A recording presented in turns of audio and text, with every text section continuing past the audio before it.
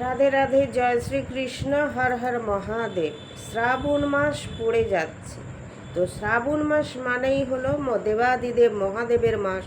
শ্রাবণ মাসে কেউ 16 সোমবার ব্রত করে, কেউ শ্রাবণ মাসে পুরো মাসটাই শিবের পুজো করে, কেউ শ্রাবণ মাসে প্রত্যেকটা সোমবার ভক্তি ভরে নিষ্ঠা চিত্তে দেবাদিদেব মহাদেবের আরাধনা করে থাকেন, ছোট থেকে বৃদ্ধ পর্যন্ত।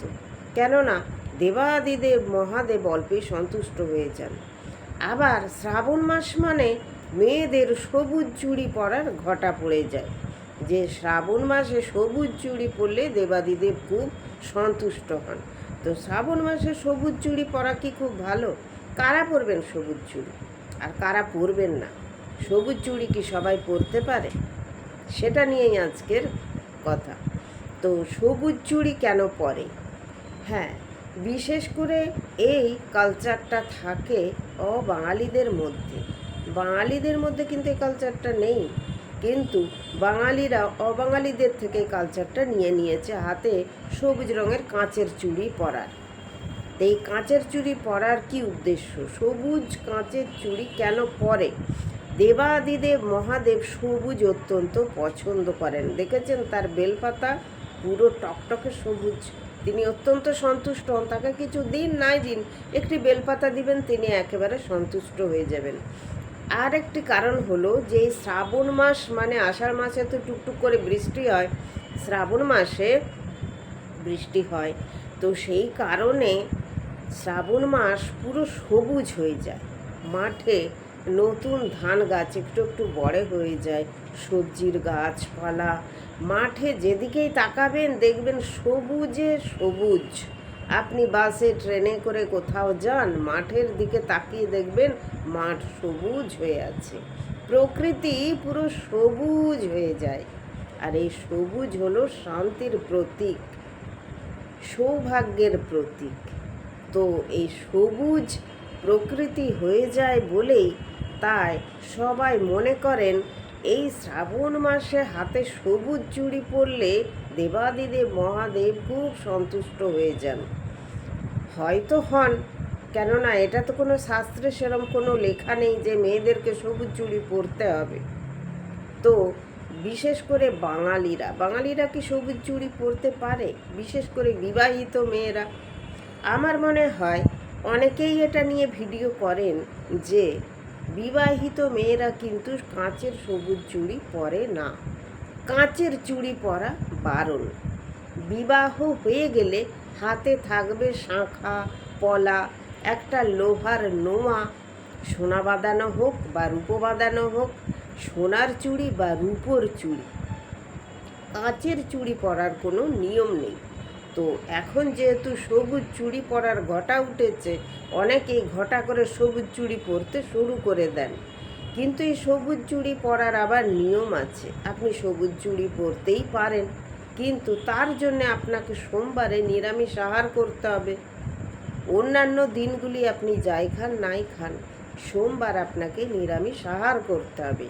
মাছ মাংস কবজি ডুবিয়ে খাবেন, আবার এদিকে সবুজ চুড়ি পরে শিবকে সন্তুষ্ট করবেন, তা তো হবে না। একটা কিছু আপনাকে মানতে হবে।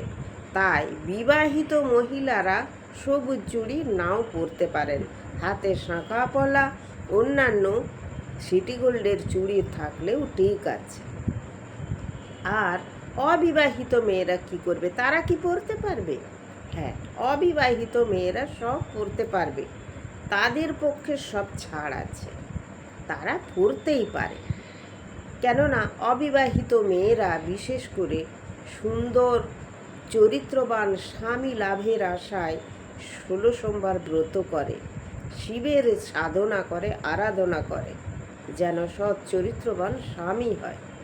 তো এই অবিবাহিত মেয়েরা তারা যদি সবুজ চুড়ি পরে থাকে, তো তাদেরও কিন্তু একটা নিয়ম মানতে হবে। বিশেষ করে সোমবার তাদের নিরামিষ আহার করতে হবে। সোমবার শিবের মাথায় জল ঢেলে তারপর আহার গ্রহণ করতে হবে। এইসব নিয়ম মানলে তবেই কিন্তু সবুজ চুড়ি পরবেন। নয়তো ইচ্ছে হলো বাজার থেকে সবুজ চুড়ি কিনে এনে পরে ফেললাম, আমি একজন হয়ে গেলাম, তা বললে কিন্তু চলবে না। আমাদের কিন্তু আমাদের ধর্মে, এটা সনাতনী ধর্মে একদম নিষেধ করা আছে যে মহিলারা কাঁচের চুড়ি পরবে না। দেখবেন অনেকে কিন্তু পরে। কাঁচের চুড়ি কেন পরা বারণ? বিবাহিত মহিলারা হাতে শাঁখাপলা পরে থাকে এবং শাঁখাপলা চট করে বেড়ে যায় না। হাতের শাঁখাপলা বেড়ে গেলে বলে অমঙ্গল, স্বামীর অমঙ্গল হয়।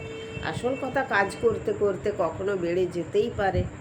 তো তার জন্যে কাঁচের চুড়ি পরাটা বারণ। কাঁচের চুড়ি যখন তখন কাজ করতে গিয়ে ঠোকা লেগে ভেঙে যায়, তখন মন খারাপ হয়ে যায়। সেই জন্য কাঁচের চুড়ি পরা চলে না। তো কাঁচের বদলে ওই যে অন্য ধাতুর যদি থাকে, সেগুলো কিন্তু মেয়েরা পরে। নানা রকম মেলায় গেলে অন্য ধাতুর যে চুড়িগুলো থাকে, লাল, নীল, সবুজ, হলুদ, বেশ সুন্দর দেখতে, অনেকে শখ করে পরতেই পারে। চুড়িদারের সাথে কিংবা শাড়ির সাথে ম্যাচিং করে পরতেই পারে। আধুনিক যুগে সবই হয়েছে, এত কিছু কড়াকড়ি করলে চলে না। মেয়েদের একটা, মানুষের একটাই জীবন, তাই না? তাদেরও কিছু শখ আহ্লাদ থাকতে পারে, তো পরতে পারে, সেটাতে কোনো নিষেধ নেই। কিন্তু এই সবুজ চুড়ির ব্যাপারে এই কথাগুলো একটু মাথায় রাখবেন। আর যারা সবুজ চুড়ি পরা শুরু করে দিচ্ছেন খুব আনন্দ করে, তারা ভালো করে জেনে রাখবেন, সোমবার দিন অবশ্যই কিন্তু নিরামিষ আহার করবেন। যদি সারা মাস নিরামিষ করেন তো খুব ভালো, দেবাদিদেব খুব সন্তুষ্ট হয়ে যাবেন। তা যদি না করেন, অন্তত একটা দিন পালন করবেন, শুধু সোমবারটায় নিরামিষ আহার করবেন, অন্য দিন মাছ টাছ খেতেই পারেন, কোনো অসুবিধা নেই। বাড়ির কাছে যদি মন্দির থাকে, তাহলে সেই মন্দিরে গিয়ে, যদি শিবের মন্দির থাকে, তাহলে মা গৌরী মাকে একটু সবুজ চুড়ি দিয়ে আসবেন, তারপরে আপনি পরবেন। তাহলে কিন্তু গৌরী দেবী অর্থাৎ মা দুর্গা অত্যন্ত সন্তুষ্ট হয়ে যাবেন। আপনি কিনে আনবেন বাজার থেকে, অবশ্যই সবুজ চুড়ি কিনে আনবেন।